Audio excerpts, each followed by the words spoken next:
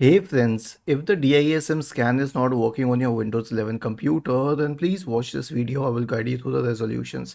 Now, the DISM scan is very important in the sense that it will scan for the system image and fix it if possible. So if the DISM scan is not working, first of all check that your computer should be connected to the internet.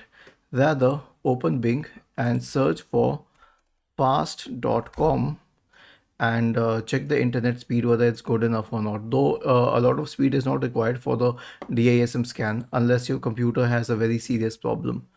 After this, you can refresh the DISM tool and reinstall the WIM thing. So search for command prompt in the Windows search bar and click on run as administrator in the right pane to open the elevated command prompt window. Now we will start copy and pasting each and every of these commands one by one.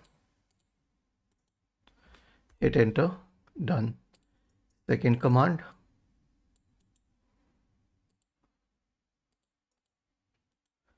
hit enter, done. And then third command,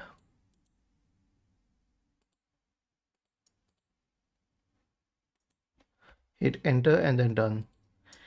After this, you can perform an SFC scan. I'll tell you the difference between the SFC scan and DISM scan. Basically, the task is almost same. It is not same, it is similar, but they do the same task. So an SFC scan checks for missing and corrupt files on the system, and a DISM scan repairs the system image by picking the empty components, the corrupt components or the missing components from the internet. So for an SFC scan, search for command prompt in the Windows search bar and click on run as administrator to open the elevated command prompt window. Type the command sfc /scan now and hit enter.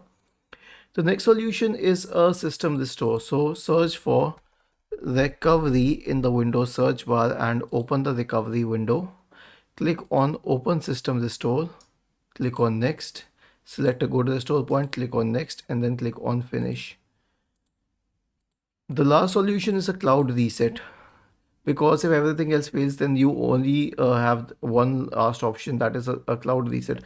So search for backup first, because you need to back up your system files and open the Windows backup tool and back up all that you need accordingly. Then right click on the start button and select settings from the menu and then go to the system tab on the list on the left hand side. In the right pane, scroll down and click on recovery. Click on reset PC, remove everything and then select cloud reset at the end. This will fix the problem for sure. Was this helpful? If yes, then please subscribe to the channel, and if not, then let us know in the comment section of this video on how we could help you further. Thank you for watching this video and have a nice day.